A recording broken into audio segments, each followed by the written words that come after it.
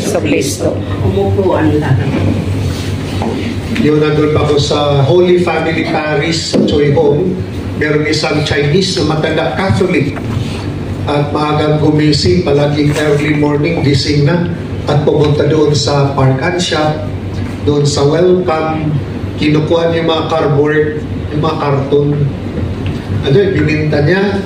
Pag every 3 months, talagang dinidonate niya doon sa seminaryo. Talagang Choi Hong State, diba? Public housing. Hindi ganun. Talagang binigyan niyang buhay. Nangungulik matanda, popo, kukulikta ng cardboard. Nangulikta, binita, hindi para sa kanya, pero ibinigay.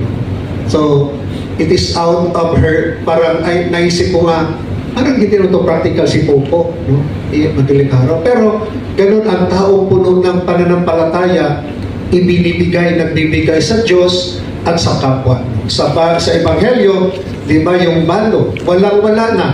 Pwede natin sabihin nga, ito practical itong balong ito. Pwede naman yan na intindihan naman ni Lord yan.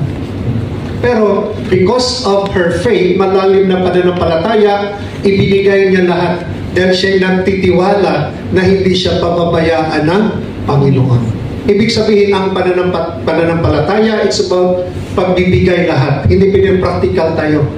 Dapat mag-practical ka. Pag nagmahal ka, 50% lang. Baka iwanan ka. Oh, hindi yan pagmamahal mo, 50% lang, di ba? Negosyo yan. Okay, so, ganito din yung pananampalataya, dapat buong-buo pala natin ibigay. I'm sure kung itong babaeng balo, walang pananampalataya, kulang ang pananampalataya o mahina ang pananampalataya, baka hindi niya ibigay lahat. Pero dahil matatag ang pananampalataya, ibibigay. So meaning, ang tunay na may pananampalataya, no, ay talagang become generous. Pag tayo po ay may faith, we become generous to God. That's why generosity, not only monetary, but yung oras natin. Na everyday, kung may pananampalataya, dahil we become generous, magbigay tayo ng oras sa Panginoon. So hindi lang tuwing linggo na mag-asal, but Monday to Friday, dahil may pananampalataya, we are generous, we give time to the Lord. Sabi nga, time is gold, di ba? So pag nagbigay ka ng time sa Panginoon, that is an act of generosity. At kung may pananampalataya, maging generous sa pagmahal, sa paglilingkod. Dahil even to yung mga taong nagpahirap sa atin, no? That we have to be generous in forgiving. Yung iba, hindi generous na magpatawad. Mayaman sa galit. Maging generous naman kayo na magpatawad. Malapit ng Pasko, hindi pa rin nagpatawad.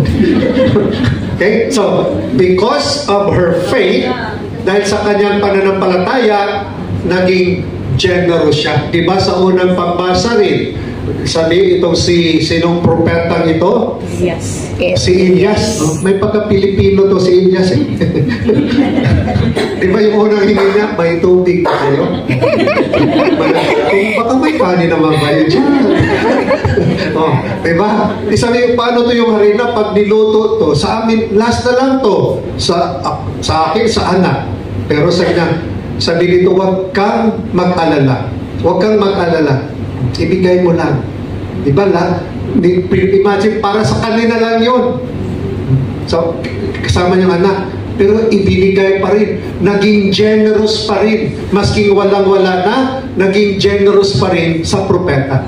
At anong nangyari? Napakinggan man natin ang unang pagbasa. Binigay na lahat. Anong consequence noon? Naghimala. Diba? For 1 year, hindi naubusan ng harina, yung oil, yung kanyang kusina. Ibig sabihin, because of her generosity, na-reward siya ng maraming supply. 1 year. Yeah. Unlimited rice. Parang mag-inasan. 1 year. Dahil mapagbigay siya. At pagbibigay niya, talagang ang tunay na pagbibigay, galing sa puso. Pag ang pagbibigay natin ay galing sa puso, ito ay nagpupuri sa Panginoon. So ano na yung lesson natin dito? Bilang OFW, migrants, hindi excuse yan, wala akong pera, hindi ko magsimba. Sayang, kuskus na lang. Layo pa naman sa lasal. But, hindi dahilan yan. Even in poverty, tingnan yung mga balo, hindi dahilan ang kahirapan na maglingkod kay Lord. Amen? Amen. So, huwag kong sabihin, pag Sunday, wala akong panahon. But, tingnan mo siya. Tingnan mo itong sa Ebanghelyo. That pag kay Lord, maging generous tayo sa Panginoon. And the ultimate generosity ay pinakita dito sa ikalawang pagbasa. Diba? Ngunit minsan lamang pumasok si Kristo upang ihandog ang kanyang sarili. Yung kanyang pagpapako, ito na yung ultimate pinakita na generosity of God.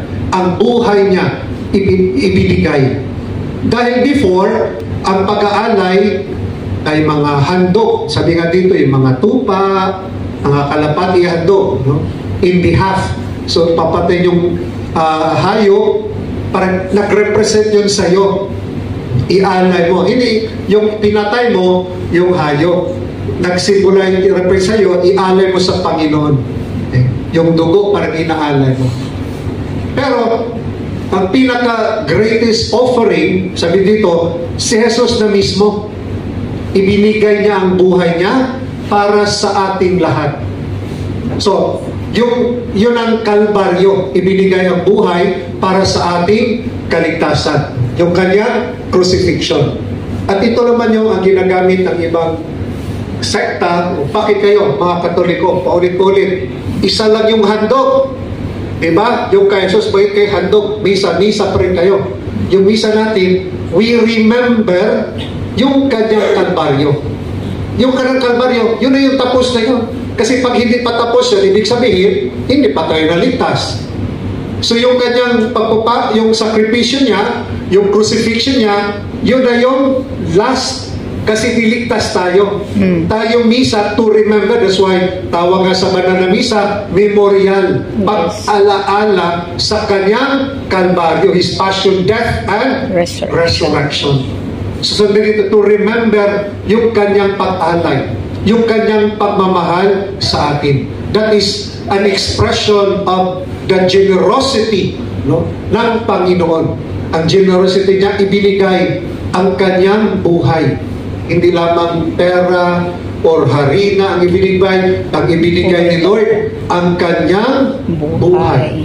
Okay. So, bilang Kristiyano, no, sa ating pagbasa, we are reminded na ang ating pananampalataya should lead us to be generous. Generous sa oras natin, panahon natin, para sa Panginoon na magdasal. Generous sa ating lakas sa pamamagitan ng pagtulong, paglilingkod sa ating kapwa. Okay. So, faith would lead us to become generous. Dahil tulad ng balo, binigay lahat. Dahil siya nagtitiwala na hindi siya pababayaan ng Panginoon. And that is also ang generosity na pala, na ang pagbibigay dapat nanggaling sa puso. Amen. Hindi, for example, nagdadasal tayo, hindi because ay obligasyon to. Obligasyon. Pag palaging obligasyon yan, mapapagod. Diba? Yung napapagod na. Kasi obligasyon. Pag nag-remit, obligasyon kasi, obligasyon. Napapagod na mag-remit, kapal ng resibo. Pero coming from the heart, parang masayang magbigay. Parang gusto ni Lord, pag dumalo tayo ng misa, it is coming from the heart. Hindi yung obligasyon. I'm sure, nandito, it is coming from the heart. Kung hindi galing to sa puso, nandito, pagpunta natin dito, I'm sure hindi kayo pupunta, di ba? Kasi malayo. Bus, di ba? 50K ba yan? 50 dito malapit. Pero, it is, sana, turuan natin yung ating kababayan at pag pumunta sa simbahan, ito ay galing sa puso pagmamahal. Amen. Parang, kung si Lord nandun tayo simbahan dahil obligasyon, parang natatakot ka. Parang hindi man masaya si Lord. Parang nandun ka lang, parang obligasyon. Pero pag nakita ka ni Lord, nandiyan ka, dahil sa pagmamahal niya, baka pagpalain tayo ni Lord.